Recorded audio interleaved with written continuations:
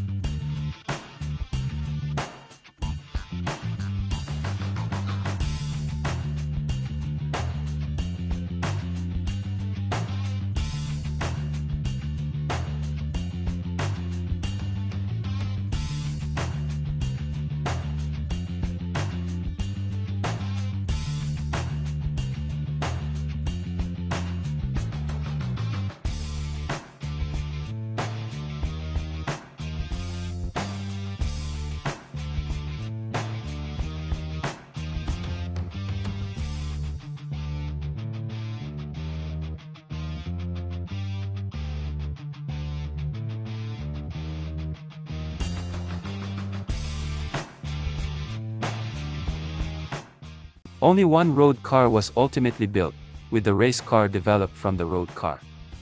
The road car was never intended for private sale, although Nissan offered to build additional cars at the cost of $1 million each.